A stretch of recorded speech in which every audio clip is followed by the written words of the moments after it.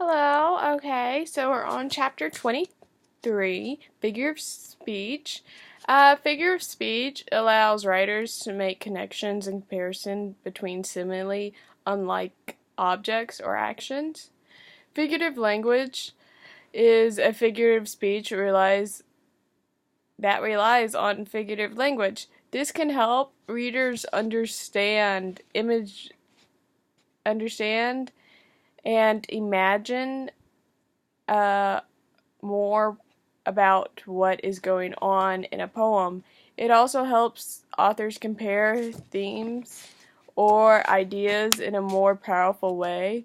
An example of a figure of language can be read in the poem Sweet Like a Crow. Here's a quote, and it says, Your voice sounds like a scorpion being pushed through a glass tube. Obviously, it does not actually sound like a scorpion. It's a figure of speech, saying it's kind of, it's very harsh. At least I think that's what it means. And then we got to simile and metaphor is the most common use of a figure of speech. Simile is a direct comparison of two distant things using the word like or as, and then a metaphor is also does compare two dissimilar things without using like or as. And then we go to hyperboles and understatements. I think I said that right. Which also help the writer achieve vivid descriptions.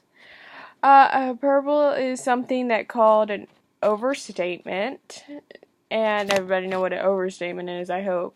And it's another figure of speech that use exaggeration to make a point across.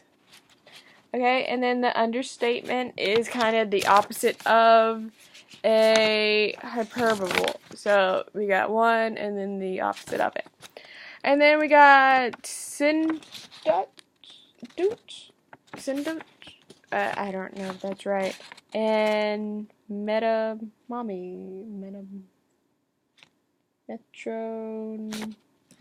I don't know. Okay, sorry. Okay, syntax. I don't know. Syntax is a figure of speech that is used as a piece or a part of thing that represents the thing entirely. And a metaphor is used to identify. Not a metaphor. It's not a metaphor. It's metatomily. I don't know. Is used to identify the enabled or closely associated objects to represent a thing in entirely. And then we go to personification and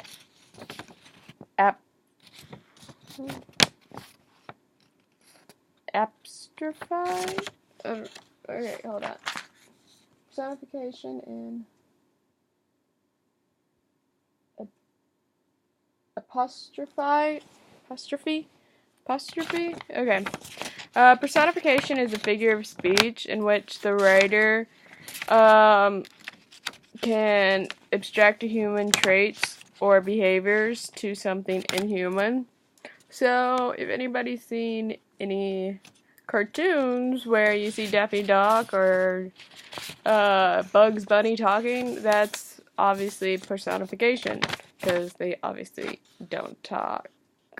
I mean, the animals. Okay, and then the other one is to describe a figure of speech in which a writer calls out an unseen person, force, or personified idea. Okay, and then we get the last couple ones, which is paradox and oxymoron. A paradox seems a contradictory statement that, when closely examined, has a deeper or sometimes complicated meaning. Okay, and then oxymoron is a version of a paradox that combines contradictory words into a compact, often a two-word phrase.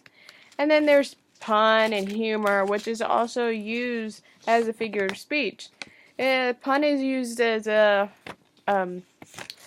play of words that reveals different meanings to words that are similar or identical. And then poetry also use humor